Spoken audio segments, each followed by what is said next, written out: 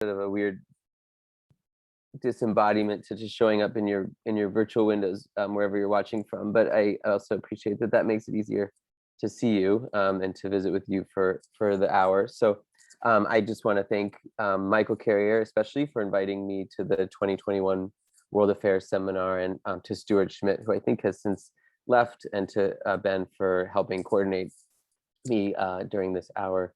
And certainly my thanks to you as well. So I'm going to begin my talk today with an anecdote related to an architect named J. Max Bond Jr., who I'll return to later. Bond was an African-American architect, and he was one of the most prominent architects in the post-war United States.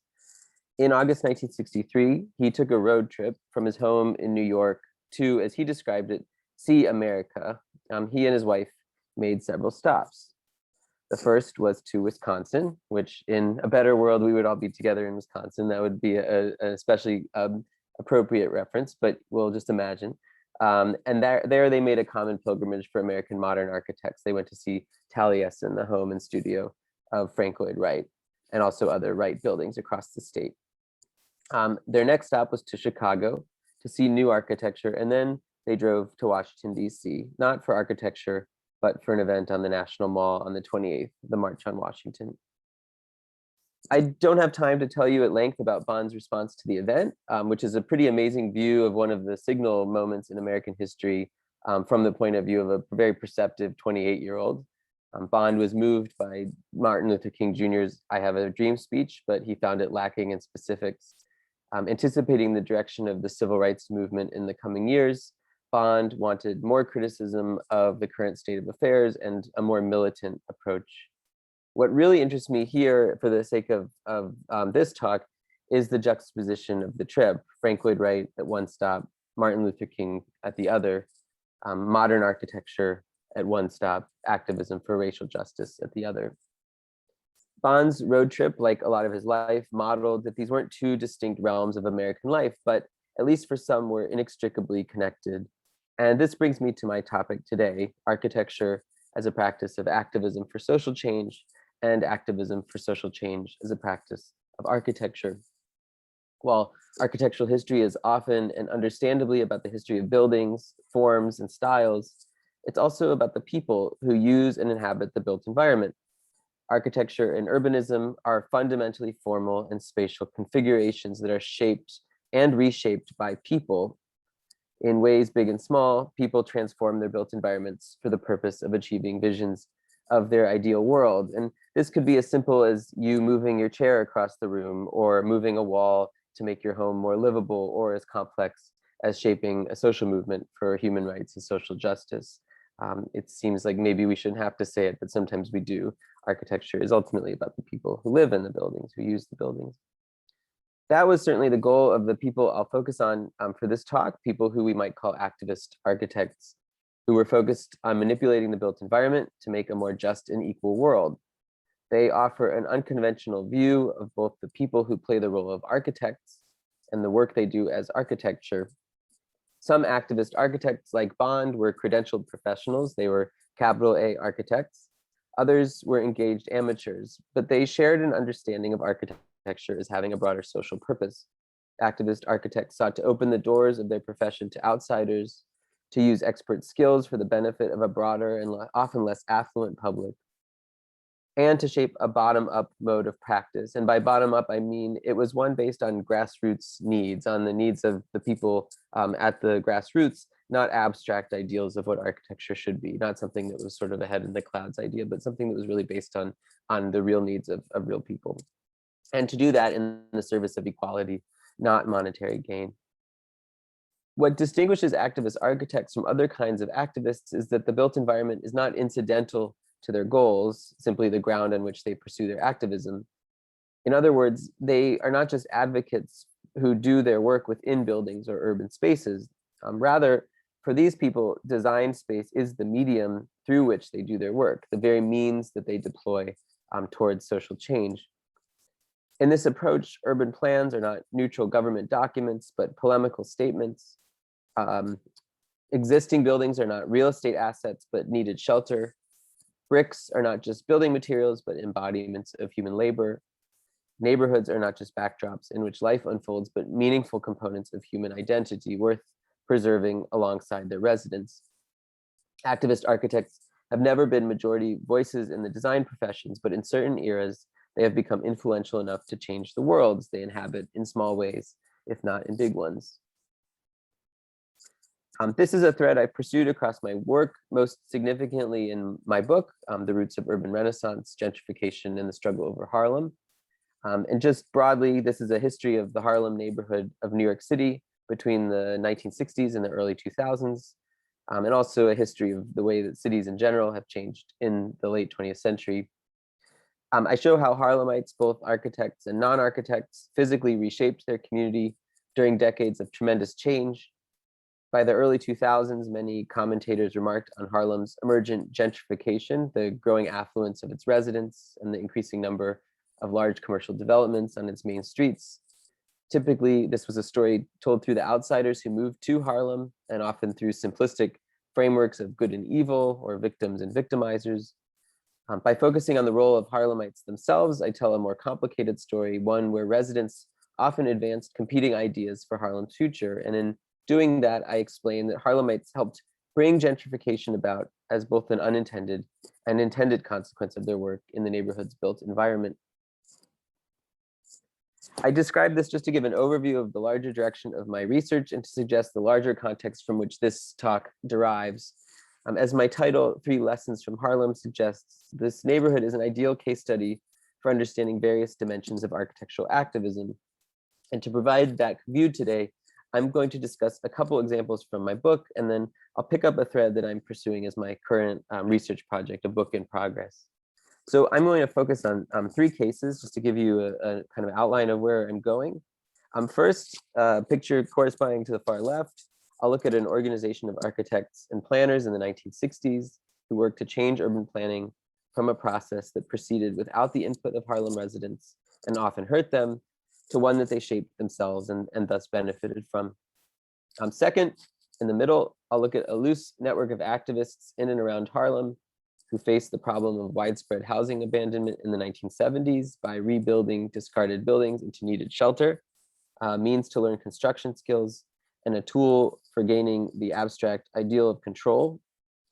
And then last, third on the right, I'll look at the broad career arc of Max Bond, the architect that I began with, who gained early experience in Harlem and then went on to shape a practice concerned with themes of civil rights, equality, economic justice, and inclusive public memory. I'll introduce each of these only briefly in my lecture. I invite you to read my book if this topic interests you, and hopefully not too long, I'll have a book about Max Bond, probably that's several years away, but you'll get a sense of that work from this talk too. And in doing that, I'd like to broaden your conception of the work that constitutes architecture. And in doing so, I hope I can also spark conversations about how architecture and planning can serve as tools of individual and community empowerment in urban places amid a changing world, the theme of the World Affairs Seminar this year, which I would argue architecture has a lot to say about. So the first of these efforts takes us to Harlem in 1964.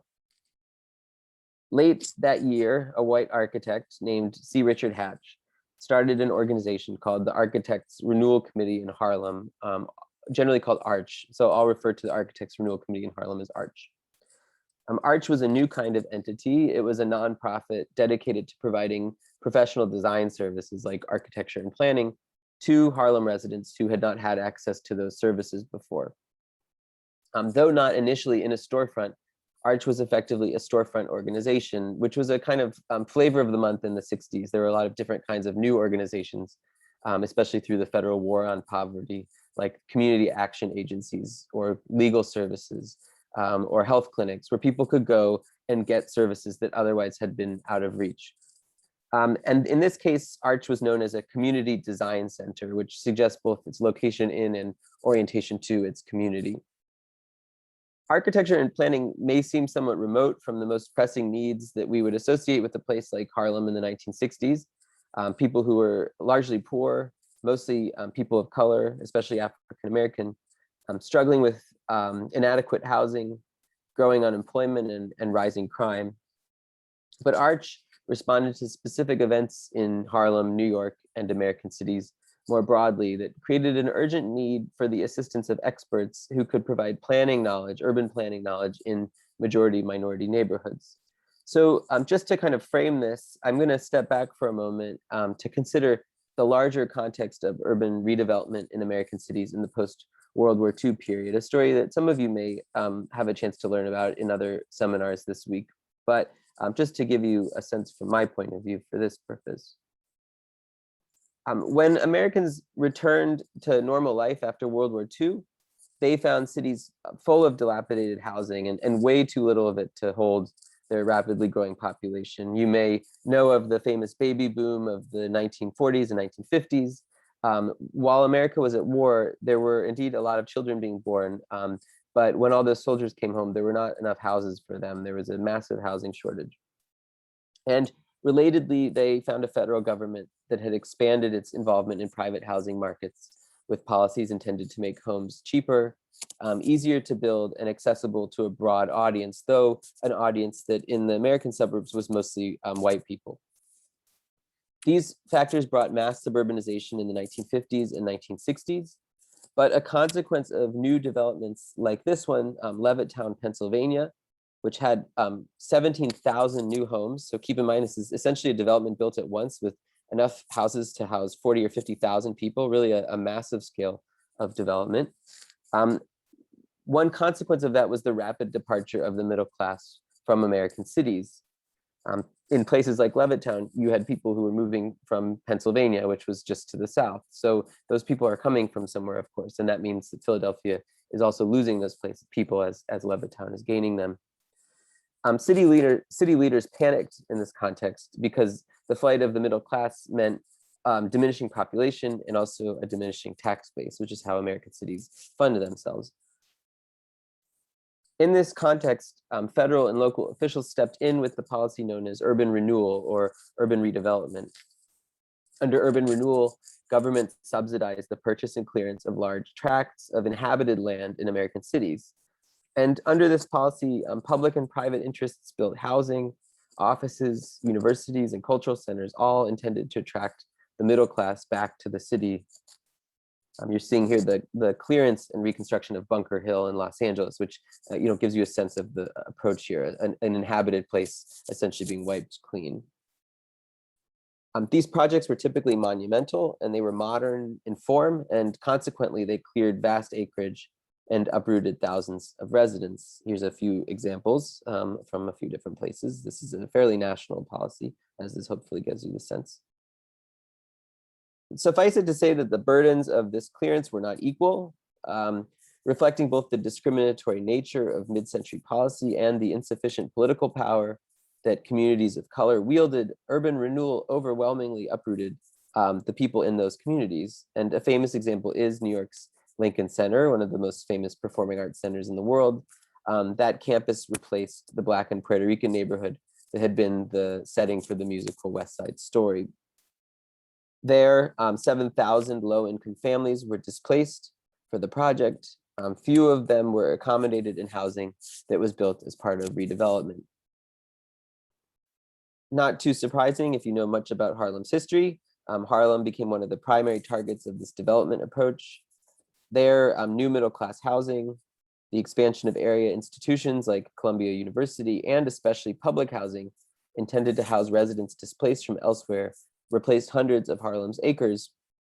In the area east of Fifth Avenue, to give one dramatic example, officials built 15 public housing projects holding over 62,000 residents between 1941 and 1965. And those 15 projects reconstructed 162 acres of Manhattan. And if you've been to New York, you know that an acre in Manhattan is not like an acre in Wichita. It's a very dense inhabited acre where tons and tons of people live. So imagine clearing several football fields worth of people.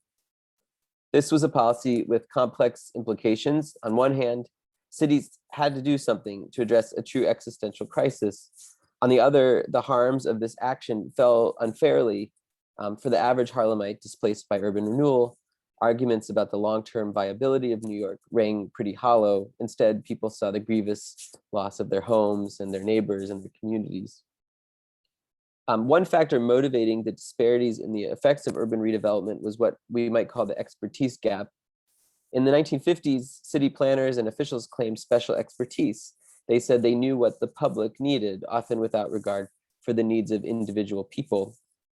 The most powerful urban renewal official in New York City, a man named Robert Moses, had a very famous quote about this idea. He said, "You can't make an omelet without breaking some eggs." The idea, of course, being that he was prioritizing the omelet, not the eggs being people.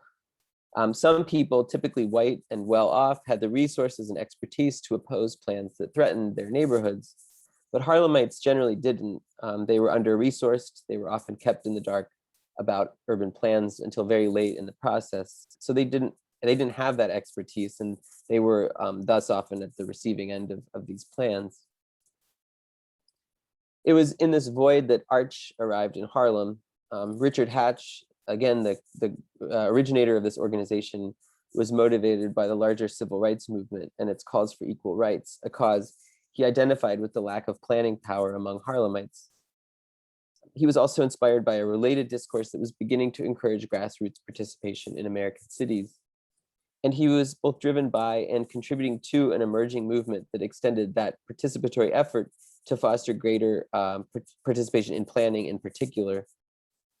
Addressing what I called the expertise gap, Hatch sought to bring expertise to people who'd been excluded from the planning decisions that most affected them.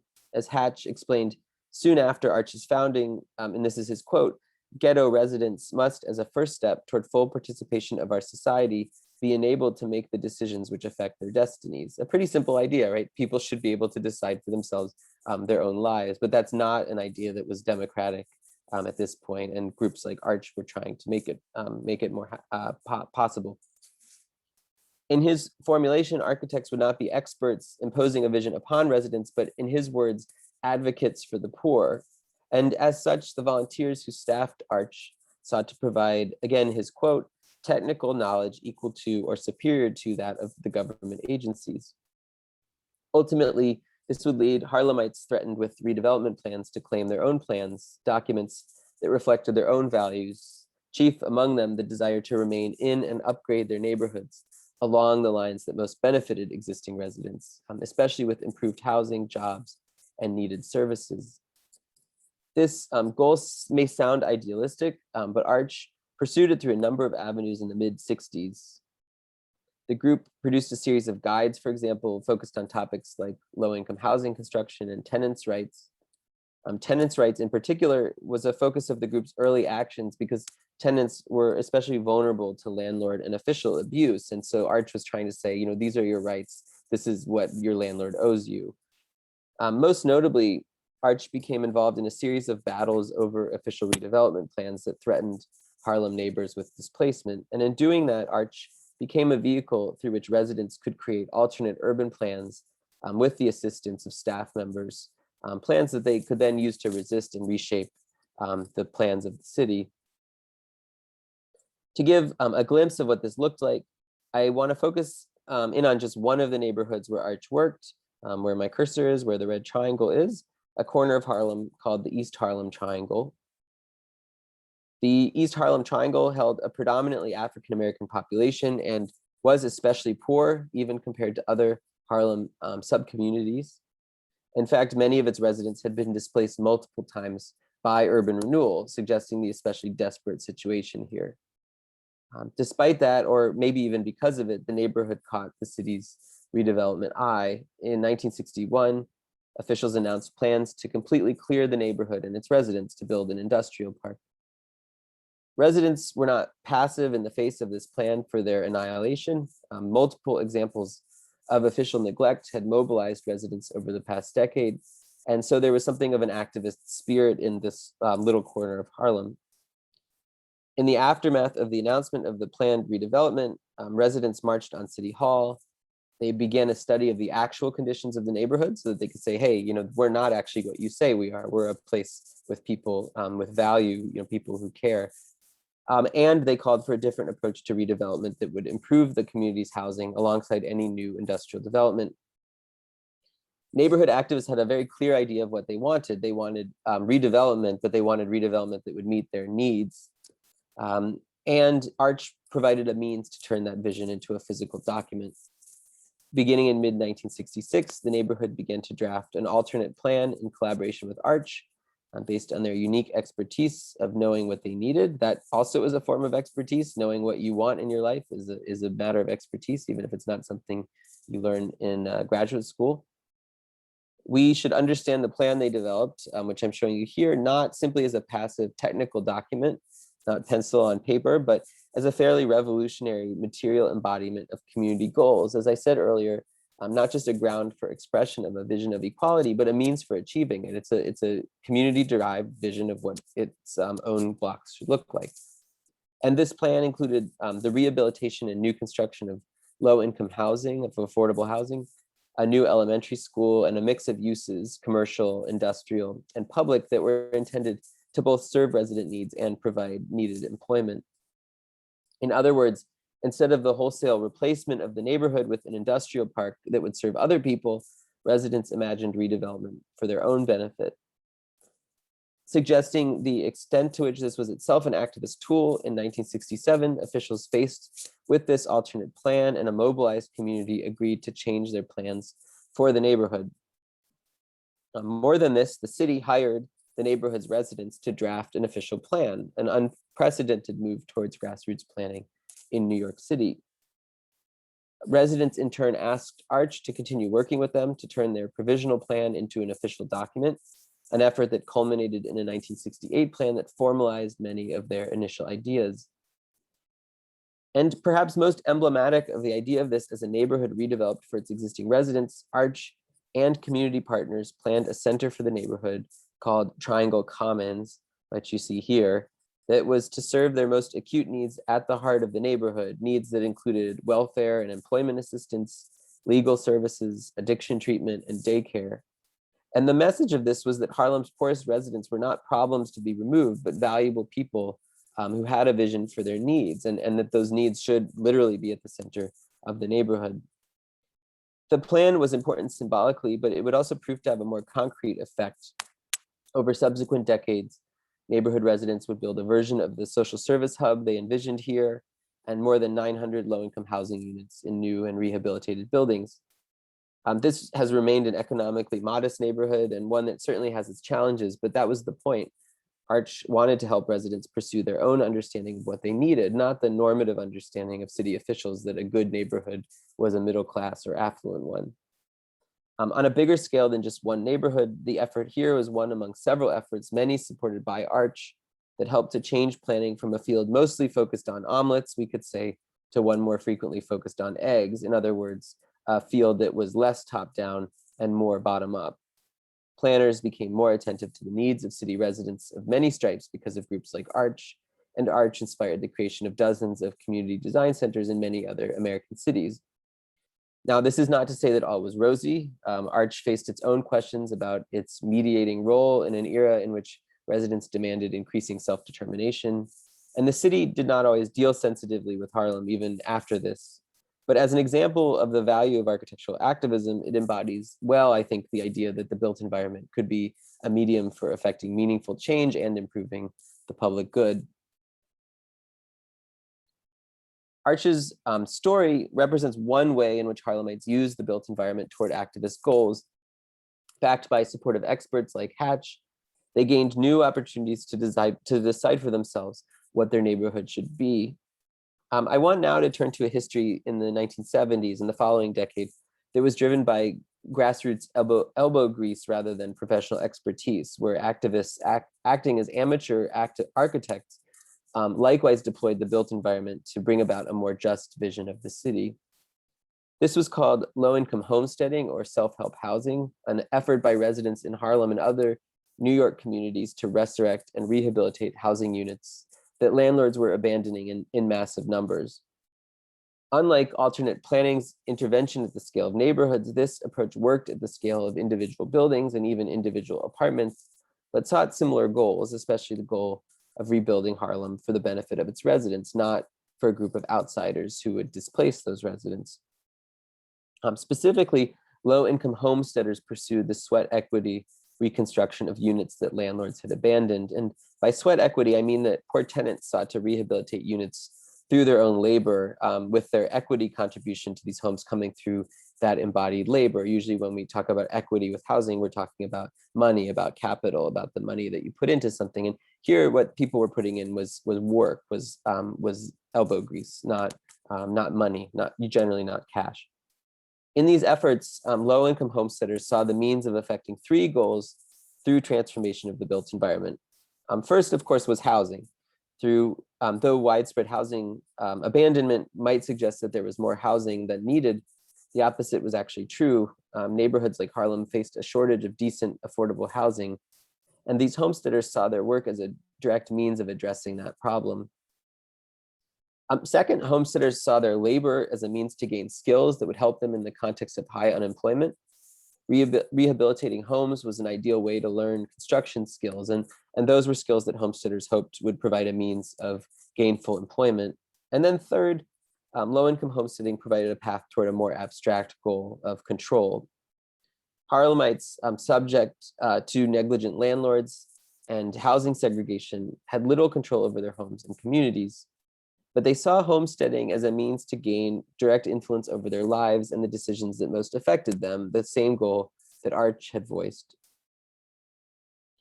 So to understand their efforts, we have to understand the context in which they unfolded, which was a community and a city in which housing abandonment had reached a crisis point and an unprecedented scale.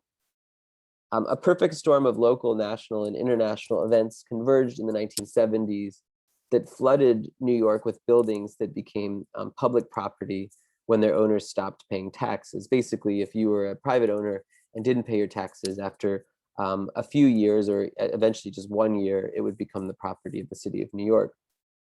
This is a complicated story, but to make it simple, many of these buildings were very old. Gas and oil heating prices were skyrocketing with a world oil crisis in the mid-70s.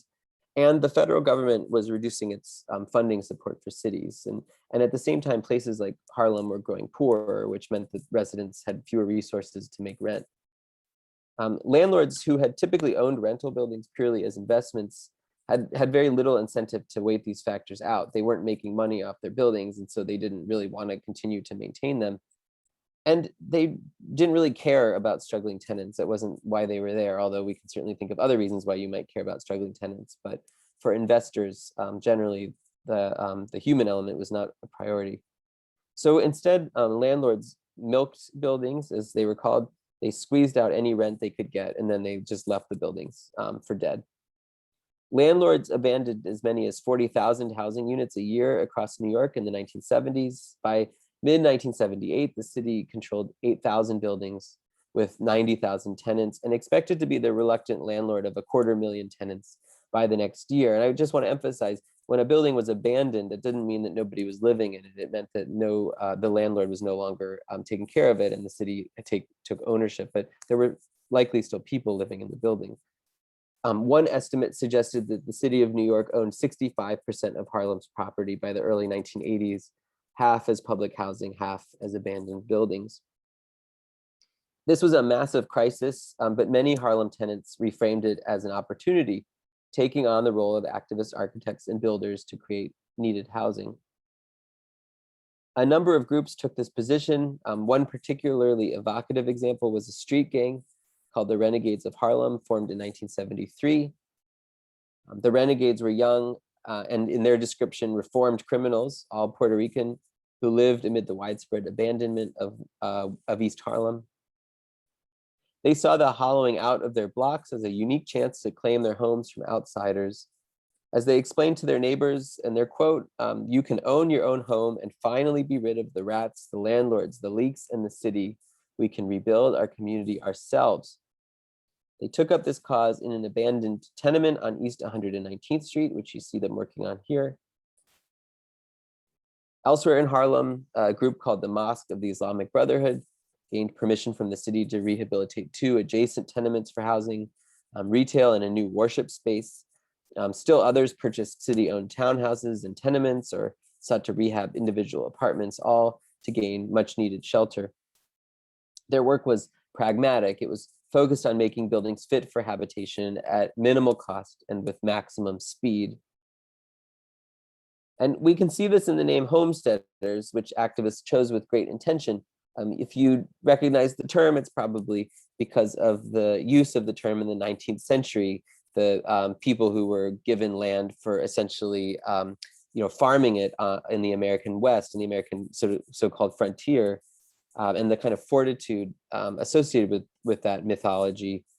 Low-income homesteaders saw themselves reclaiming their own neighborhoods. They were not seeking to take over the territory of others. They weren't taking the lands of indigenous people. They were, in this case, the people who were often the victims, but they said, let's retake our own land. Elsewhere in New York, at the same time, middle-class residents were carefully restoring historic townhouses in predominantly low-income neighborhoods to create dream homes, the kind of model of development rather that we often associate with gentrification. People rehabbing Victorian row houses. That is not the focus here. Here, low-income tenants were only seeking to gain safe and affordable shelter. So typically, they focused on the basics. They focused on replacing boilers or repainting or refitting aging buildings as cheaply as possible. They completed a lot of the construction on their own, often with the advice of more experienced allies, but with their own labor at the center. And demolition, structural beam replacement, and roof removal all proved possible for homesteaders learning on the job. Certainly not the lowest risk actions you can take, but things that with a little bit of guidance, relatively easily people can do if they're working together. One estimate suggested that tenant-led demolition cost less than half as much as contractor-led demolition. So tearing out walls yourself was a good way to save some money. Homesteaders also refinished and replaced fixtures, which they often bought on the cheap from buildings elsewhere in the city, and they reconfigured walls, often reusing the existing studs within the walls, essentially just removing and replacing them elsewhere. Though fundamentally about preservation, homesteaders were not concerned with the detail of historic periods or restoring complex carved mantelpieces or other historic features. They were concerned with preserving buildings before they deteriorated to the point of uselessness. And that's certainly a form of historic preservation too, keeping buildings from falling apart. These efforts promise not only a roof over one's head, but much needed jobs as well, both during the course of the rehab effort and over the long term. The Renegades planned for 90 trainees to learn construction skills while rehabbing apartments in East Harlem and 2 other neighborhoods. Other groups also saw this as a chance to apprentice Harlemites in electrical, plumbing, and construction trades. Many groups drew on the funding support of a federal program called the Comprehensive Employment and Training Act, or CETA, which, without undermining the notion of sweat equity, ensured that workers could gain a living wage during their labor. Basically, they would gain some money from a federal grant, which would allow the day-to-day kind of life costs that would be possible during the course of construction. Above all, low-income homesteaders emphasized the objective of control rather than profit in pursuing self-help rehabilitation. This was especially evident in the near ubiquity of what was called limited equity cooperative housing, meaning that tenants owned and controlled their buildings, but received little or no financial benefit if they sold their homes. In other words, low-income homesteaders turned the logic of American real estate on its head. Most of American real estate is based on the idea that a home is a saleable commodity, and homesteaders tended not to see it that way. They saw homes as necessary shelter. And in that way, we could say that they were emphasizing the use value of homes. Their value as things to be used rather than their exchange value, their value in transactions. They pursued what John F.C. Turner, a prominent self-help housing advocate at this time, called housing as a verb, the notion of housing as a process or activity, not housing as a noun or a commodity or product. So to house somebody, not to own a house, in other words. More than shelter, Turner argued that housing as a verb was a means towards personal fulfillment, a way of gaining meaning through the process of control and transformation of your home. This is a lofty aspiration, but it's one that low-income homesteaders did seem to realize frequently. At the Mosque of the Islamic Brotherhood, for example, Participants incorporated their furniture into the design of their rehab apartments, and they expressed their cultural and religious identity in design details such as tile work decorating the mosque and pointed arches surrounding apartment doors. Homesteaders also identified with the process. They found themselves reflected in the act of building. They found themselves reflected in the act of learning a trade and then making it physical in their homes. One homesteader described constructing a window, and in doing so, she revealed the connection between the building process and her sense of her own autonomy, really her own identity. This is their quote: "You need an upper and lower sash, a pulley and chain, wood for the sides, top and bottom, a sill, molding behind and in front of the frame. I measured and sawed and hammered and screwed, and when I was done, I had 6 windows that actually opened and closed. Crookedly, to be sure, but they opened and closed. I felt invincible." When an official questioned the Renegade's slow pace, a leader of the effort retorted, "Don't you understand that we are trying to accomplish something much greater than simply putting a building back together again?" These voluntary efforts benefited the homesteaders themselves, but also contributed to their neighborhoods more broadly. In communities like the South Bronx and Harlem, abandonment could be devastating. Fires were rampant on abandoned blocks. Gangs found abandoned buildings an ideal site for a developing drug economy. Homesteaders could not keep up with the scale of abandonment, but they made gains in stabilizing a neighborhood in which few outsiders, either in the public or private sectors, were otherwise helping them. As this suggests, homesteaders pursued a pretty utopian aspiration to gain control over a neighborhood despite limitations of time and resources, scale, and skills. Unsurprisingly, the legacy of these efforts proved mixed. For the purposes of this brief view, suffice it to say that although self-help promised self-reliance, groups often depended on the support of local and federal partners who assisted with training programs and funding and the provision of buildings. This reliance on public funding tied homesteaders to the winds of political change. Homesteaders gained the support of officials, including fairly famously President Jimmy Carter in the 1970s. And here you see Carter visiting homesteaders in the South Bronx, a parallel effort to what I'd been talking about in Harlem. But when in the 1980s, the city began to favor using abandoned buildings to attract the middle class to Harlem, homesteaders could do very little to stop them. And likewise, when the Reagan administration in the 1980s slashed the programs that had supported job training, homesteaders suffered. And homesteaders also faced many of the same factors that had prompted abandonment in the first place, especially wild inflation and rising fuel prices, which raised the rents required to cover costs. They were trying to redevelop things as affordably as possible, but when something like heating oil is expensive, it's very hard to keep rent under control. From this, we shouldn't conclude that homesteaders' efforts were in vain in their work as activist architects. For every failure, a success suggested the potential they had initially imagined. Despite facing financial insecurity, limited scale, and lagging tenant participation, residents of low-income cooperatives expressed overwhelming approval for their living situation. In one 1983 survey, 91% of tenants preferred their low-income co-op to living in a building owned by a private landlord.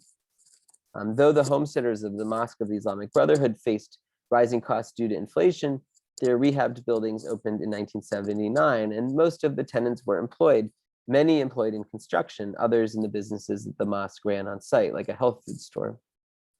A 1988 list of self-help housing in Manhattan listed more than 100 Harlem buildings, which persisted as affordable housing even as Harlem became ever more expensive. And the Renegades exemplified both the peril and the promise of this story.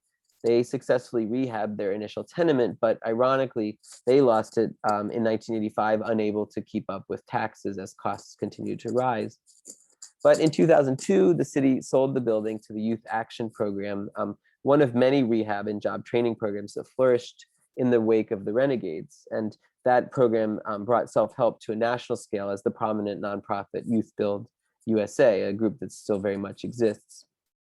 And the mosques buildings still also stand, maybe a bit less glamorous than the condo buildings that rise on nearby streets, but essential for Harlemites, hoping to remain in a changing neighborhood.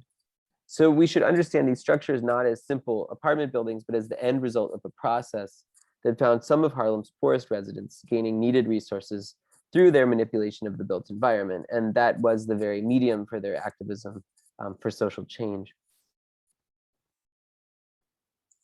For my third and final approach to architectural activism I want to share with you today, I'm going to return to the architect J. Max Bond Jr., the man that I began with.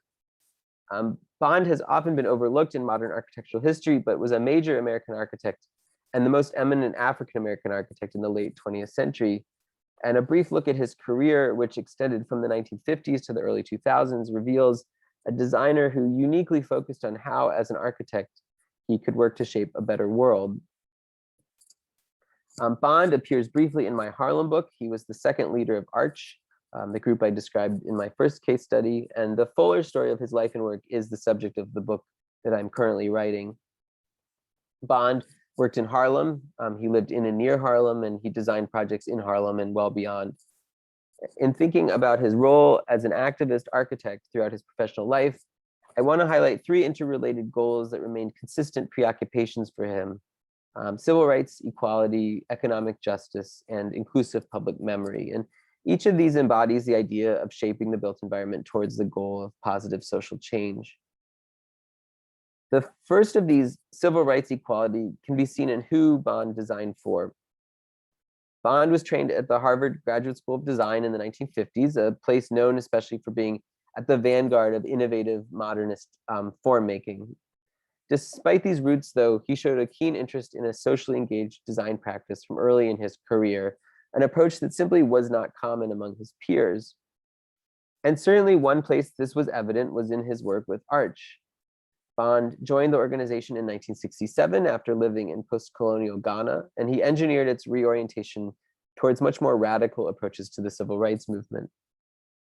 Arch had initially worked to communicate the wishes of Harlemites to officials, a mediating role, but Bond, who was inspired by the kind of vanguard of the civil rights movement at this time, called the Black Power movement, and its demands for racial self-determination, insisted on a much more direct role for Harlem residents. This took a number of forms, including new training programs intended to bring Black and Puerto Rican people into the design professions, and much more engagement in direct civil rights protests. And you're seeing one of those in this image. There were redevelopment proposals going on at this time. For example, Columbia University wanting to build a gymnasium in Harlem's biggest park, or a waste treatment center on Harlem's western edge, or plans for a large state office building in the center of Harlem. And in those projects, Arch joined Harlemites in vocal confrontational activism and occupations of contested land. So not just creating alternate plans, but for example, in this case, putting their bodies on the line. This is a Harlem activist who sat in the maw of a backhoe, and Arch was very much involved in these events. Though a far cry from planning documents, these were a way of using architectural expertise and the built environment to gain more equal rights for Harlemites who were often excluded from development decisions. Even after he left Arch in 1968 to form his own practice, Bond kept civil rights activism at the center of his work, though often through architectural design more than direct action. For Bond, this took form in a series of projects that provided the built frames for key sites in civil rights history, quite literally connecting places that had become iconic during the civil rights movement.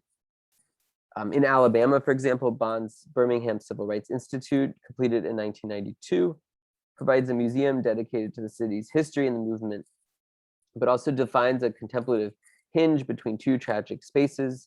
To its north, the 16th Street Baptist Church, where white supremacists killed 4 young girls in a 1963 bombing, and to its east, Kelly Ingram Park, where the same year police attacked peaceful protesters, an event whose images reached a national audience. Similarly, in Atlanta, Bond's firm, Bond Ryder and Associates, designed the Martin Luther King Center for Nonviolent Social Change in the late 1970s. This is a research center museum in the site of Dr. King's tomb, which you see in the image here. The center's modernist forms provided a connective thread between King's birthplace, where my cursor is, and his pastoral home, Ebenezer Baptist Church, and another King museum on adjacent blocks. With these, Bond defined urban scale spaces, city spaces, that contemplate rights gained and yet to be gained, an activist gesture in itself, just bringing attention to the movement. The second goal I wish to highlight in Bond's work, economic justice, can be considered seen in how he designed. Architects choose the materials that constitute their projects for a range of reasons: cost, appearance, structural integrity. While these aspects certainly concerned Bond too and his clients, a different quality also motivated the design choices he made, and that was what a material involved in terms of construction labor. By that I mean that for Bond, material choices, what he designed his buildings to be built in, were also labor choices. Deciding a building's material meant also deciding who would build that building and how it would be built. He was concerned with racial equality and persistently discriminatory construction professions, which were among the most racially exclusive of labor unions. And so Bond prioritized materials that could increase opportunities for African American workers. I won't belabor this point, but suffice it to say that the ubiquity of brick across his projects, which you may have noticed in the three I've shown you, can be traced to this goal.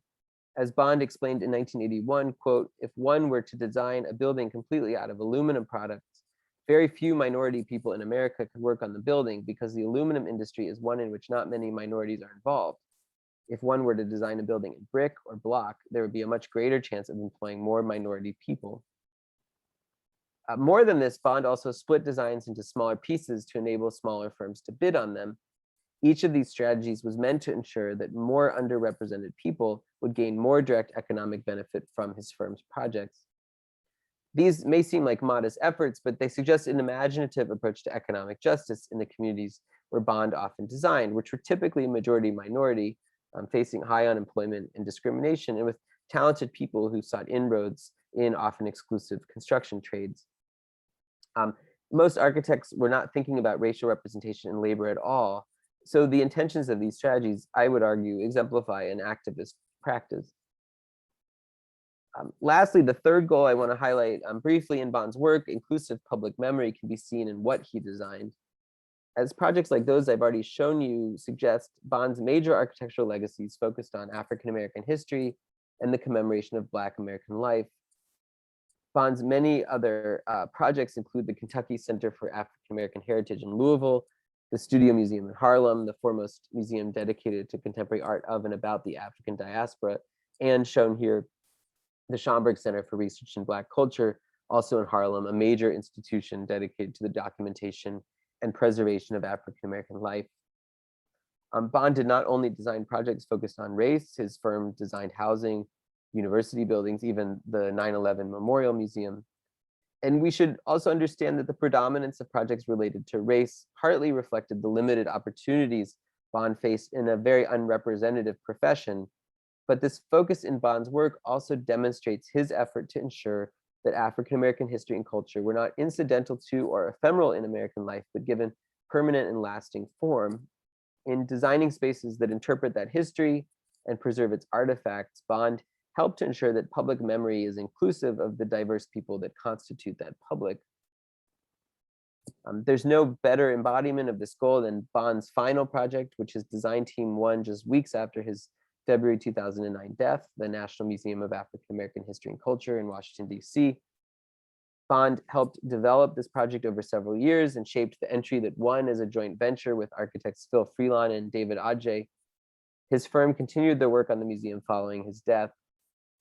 Though he didn't live to see it completed, the museum nonetheless symbolized Bond's ambition that architecture could communicate the central role that African Americans have played and continue to play in American history. And it does so sited on the National Mall adjacent to the Washington Monument and in the middle of the nation's capital.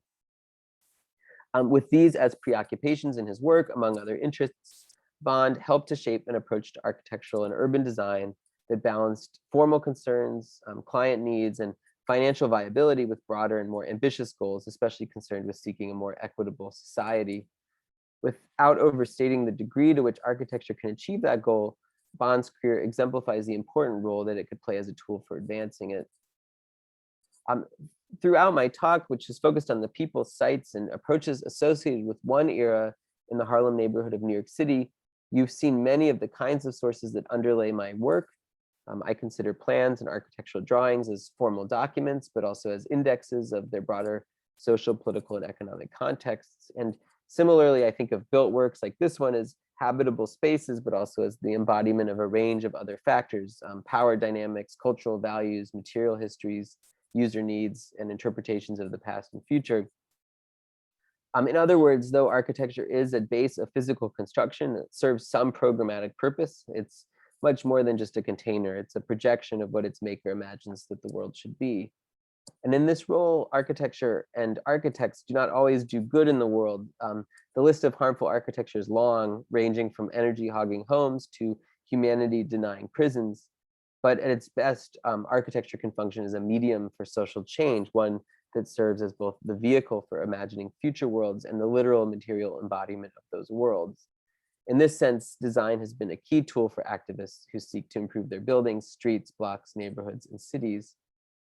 Those efforts are not limited to the historical past, nor to those who shape space as professional architects or planners. So I hope most of all that the examples I've described today can help you to better see how also in the present, diverse people take on roles as activist architects around housing or commemoration or civil rights, among other realms, all in the pursuit of more just futures. And in the remaining time, 10 minutes or so, I look forward to discussing these efforts with you. And I appreciate and thank you for your attention to my talk.